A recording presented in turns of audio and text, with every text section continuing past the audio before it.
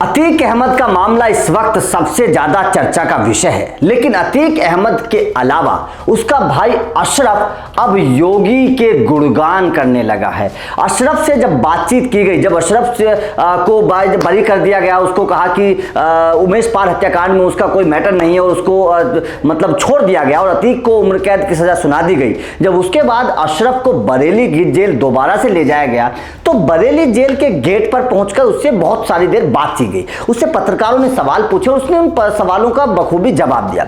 अशरफ से कई सारी चीजें पूछी गई, अशरफ से योगी आदित्यनाथ को लेकर पूछा गया, लेकिन इस दौरान अशरफ ने एक बहुत बड़ा खुलासा किया। अशरफ ने कहा कि उसे 2 हफ्ते के अंदर मार दिया जाएगा। अशरफ ने कहा कि एक अधिकारी ने उसे चेतावनी दी है, धमकी दी है कि किसी बहाने से उसे जेल से निकाला जाएगा, 2 हफ्ते के अंदर अंदर यह प्लान बनाया जाएगा और उसे फिर टपका दिया जाएगा, उसे मार दिया जाएगा। यह अशरफ ने कहा है। अशरफ ने कहा कि अगर मेरे साथ ऐसा होता है, अगर मेरे साथ 2 हफ्ते के अंदर इस तरीके का कोई घटना मेरे साथ घटती है तो मुख्यमंत्री योगी आदित्यनाथ, उसके बाद में जो जज हैं, जज के नाम पे एक बंद लिफाफे में चिट्ठी पहुंचेगी और उस चिट्ठी में उस इंसान का नाम होगा जिस इंसान ने मुझे धमकी दी है। अब जाहिर तौर पर जो अशरफ का ये बयान है ये बड़ी हैरानी वाला है और इस बयान के बाद सवाल खड़े हो जाते हैं कि आखिर वो अफसर कौन है जिसने अशरफ को ये धमकी दी है, आखिर कौन मारना चाहता है अशरफ को जिसने बोला है कि 2 हफ्ते के अंदर अंदर आपको टपका दिया जाएगा, वो कौन है।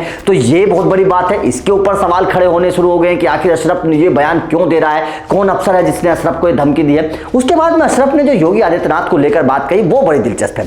अशरफ ने कहा कि जिस तरीके से मेरे ऊपर फर्जी मुकदमे दर्ज करवाए गए हैं उसी तरीके से सीएम योगी आदित्यनाथ के ऊपर भी फर्जी मुकदमे दर्ज करवाए गए थे। वो मेरी पीड़ा को बखूबी समझते हैं कि जब फर्जी मुकदमे दर्ज करवाए जाते हैं तो उसकी पीड़ा कैसी होती है। अशरफ ने कहा कि मेरा भाई विधायक है, मैं विधायक रहा हूं, हम राजनीतिक लोग हैं, हम षड्यंत्र नहीं रचते, ये अशरफ का कहना है। अशरफ का कहना है क्योंकि अशरफ पर आरोप लगे थे कि उमेश पाल हत्याकांड से 13 दिन पहले, ठीक 13 दिन पहले उसके 11 लोग मिलने आए थे और उसके बाद ठीक 13 दिन बाद उमेश पाल की हत्या कर दी जाती है। तो ये आरोप लगे थे कि जो षड्यंत्र था वो पूरा अशरफ ने बनाया था और जेल से उसके गुर्गे उससे मिलने आए थे और उसके बाद में उन्होंने इस घटना को अंजाम दिया था। तो अशरफ का कहना है कि जब हमारी मुलाकात किसी से होती है तो वहां पर लोग बैठे होते हैं, पुलिस के लोग बैठे हुए होते हैं और उनके सामने बैठकर हमारी AIU के जो लोग होते हैं वो वहां पर बैठे होते हैं, जो लोकल इंटेलिजेंस के लोग होते हैं और उनके सामने बैठाकर हमारी मुलाकात होती है, तो हम षड्यंत्र नहीं रच सकते, ये अशरफ का कहना है। लेकिन जिस तरीके से अशरफ ने योगी आदित्यनाथ की तारीफ की क्योंकि उसे अब मौत का डर सता रहा है और जब जब मौत का डर सता रहा है तो भाई वो अब योगी आदित्यनाथ के कदमों में आ रहा है, क्योंकि अतीक अहमद के बाद अब अशरफ जो है दूसरा सबसे बड़ा चेहरा है इस पूरे मामले का और अशरफ को अब मौत का डर सताने लगा। जिस तरीके से योगी आदित्यनाथ ने कहा था ना कि मिट्टी में मिला दूंगा, अब अशरफ जो है योगी आदित्यनाथ की तारीफ करने लगा है और उसने जो ये बात कही तो इससे 2 चीजें साफ होती है। सबसे पहली चीज साफ ये होती है कि अशरफ ने जो बात की कि योगी आदित्यनाथ के ऊपर फर्जी मुकदमे दर्ज करवाए गए थे तो ये समाजवादी पार्टी में फर्जी मुकदमे दर्ज करवाए गए थे, तो इसका मतलब अशरफ जो है वो अब अखिलेश यादव की भी खिलाफत करने लगा है। योगी आदित्यनाथ के डर से वो अखिलेश यादव की भी खिलाफत करने लगा है। अशरफ ने जो कहा कि उनके ऊपर फर्जी मुकदमे दर्ज करवाए गए थे, ये अखिलेश यादव और समाजवादी पार्टी की सरकार पर बहुत बड़ा सवाल प्रश्न चिन्ह खड़ा कर दिया अशरफ ने कि योगी आदित्यनाथ के ऊपर फर्जी मुकदमे दर्ज करवाए गए थे और जिस तरीके से उनको पीड़ा होती है, उनको एहसास होता है, मेरी पीड़ा का भी उनको एहसास होगा कि फर्जी मुकदमों के बाद किस तरीके की पीड़ा होती है। तो जाहिर तौर पर अशरफ जो है वो अब बागी हो चुका है, समाजवादी पार्टी से भी बागी हो गई है अतीक का परिवार। योगी का खौफ ऐसा हो गया है कि समाजवादी पार्टी से भी बागी हो गए हैं अतीक के जो परिवार वाले लोग हैं।